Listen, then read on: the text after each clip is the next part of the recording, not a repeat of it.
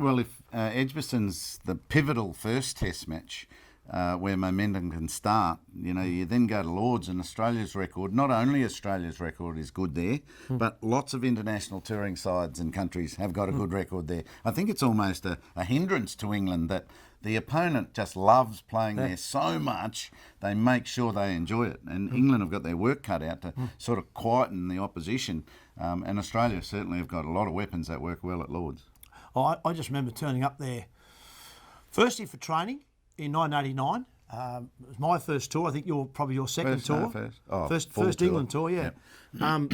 You go there, you come off the plane and you go straight to Lords, the day after. You're jet lagged, you're feeling a bit average, but you go to Lords for training, which is just a great feeling. And all of a sudden you see the slope on the ground, you see the old cue stand, and all of a sudden it starts to hit you. Wow, I'm playing for Australia in England, and here I am training at Lords. So then you look forward to the Test match there. And as you say, I'm taking your bags in, putting them in those old change rooms, seeing the honour boards, walking down the stairs through the long room, all those things for an Australian player, I think you never forget. Lords 93 was one of those perfect Test matches, really. You win the toss, bat, beautiful conditions. I remember walking down the stairs through the long room with Slats, and Slats' second Test.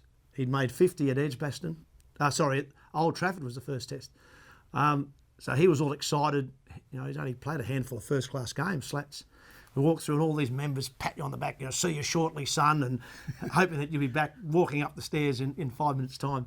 And Slats and I came back in at lunch, came back in at tea, and we're still none down. And Slats and I were just loving it. We're walking off and all these old members were well played, and they're giving you this really ugly look, and they're blowing smoke in your face from their pipes and trying to do everything they can to put you off. And yet, Slats was probably 100 not out, and I was about 80 at tea, and we're just going, we've got him here, we've got him big time. Well, we talked about the slope at Lords, and McGrath, the slope at Lords was just perfect for him because it just helped you. If you moved the ball one way or the other, it aided that. And that's McGrath always had that natural shape, a bit like Curtly Ambrose. I always thought McGrath was like Ambrose, that not super quick, but more than quick enough and bouncy. And natural movement is into right-handers or away from left-handers.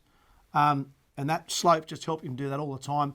And when he's got a little bit of movement, as he did on day one at Lords, and he's bowling that beautiful line and length, round it off stump, just outside, the England batsmen weren't sure whether to play or not. And they're nicking the one that doesn't go down the hill. They're getting LBW to the one that did go down the hill. And he looked like getting a wicket nearly every ball. Would have been great to have McGrath at one end, bowling from the pavilion end, and have Alderman bowling from the nursery end.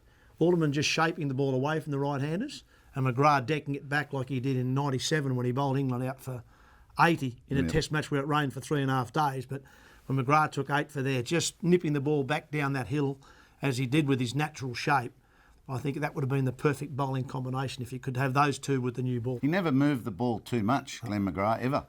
And he had the great ability at Lords to control how much the slope was helping him too. Difficult to get away.